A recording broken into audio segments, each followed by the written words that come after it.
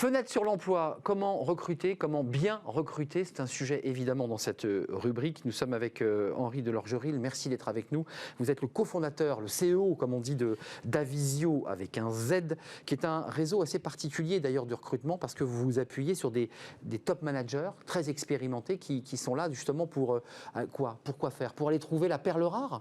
Ah, absolument. En fait, Avisio est un ensemble de solutions de recrutement qui est propulsé par ce réseau de managers qu'on appelle les experts, qui sont actuellement un peu plus de 300, qui sont donc des top managers principalement issus de l'univers de la tech française et qui vont nous aider soit à évaluer des candidats pour le compte d'une entreprise, donc on fait de l'assessment de hard skills, et vous en parlez souvent, soit on fait directement du sourcing, et ces managers, par leur propre réseau et leurs propres connaissances, vont nous permettre d'accéder à un marché caché des candidats, de gens extrêmement compétents. Mais ils les repèrent dans l'entreprise? Non, alors pas dans les écoles, mais dans leur réseau. Dans leur réseau. Leur propre réseau. Donc on est un réseau de réseaux, et on anime ce réseau de managers pour qu'ils nous cooptent ces gens au bon moment de leur carrière, et on leur parle à ce moment-là. Et donc tout l'avantage de ce sujet-là, c'est qu'on a une caution très forte de la part de gens qui font autorité sur leur sujet et qu'on parle à des talents exceptionnels dans des moments parfaits de leur carrière, au moment où ils se posent les bonnes questions.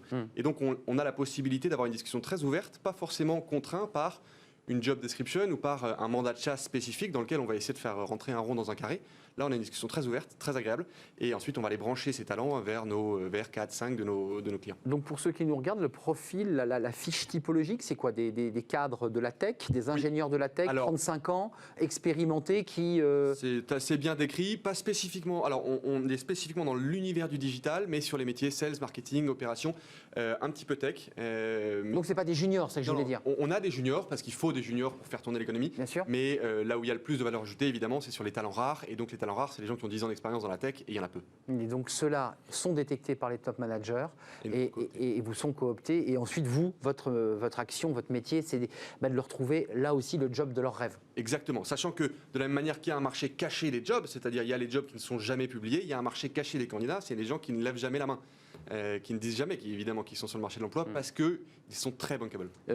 Avant de nous tourner vers la province, donc votre boulot aussi c'est de les motiver, de leur dire mais si tu peux quitter ton job parce que je te propose encore mieux. C'est ça l'idée. Exactement, il y a un enjeu d'écoute, de compréhension business et d'ailleurs mon associé et moi-même ne venons pas de l'univers des RH, on vient de l'univers du business et c'est comme ça qu'on a une sensibilité un peu particulière à jouer des coups. Oui, dans la manière dont vous vous exprimez même avec eux d'ailleurs. D'un mot, vous êtes en train d'ouvrir grand les fenêtres parce que c'était à Paris, principalement Île-de-France. Là, vous partez en Provence parce que les cadres renversent la table, ils veulent partir vivre au vert, on l'a vu. Exactement, et c'est un des multiples effets positifs de cette crise, c'est qu'il y a 37% de candidats depuis 2 mois qui nous disent parmi les critères clés, il y a je quitte Paris.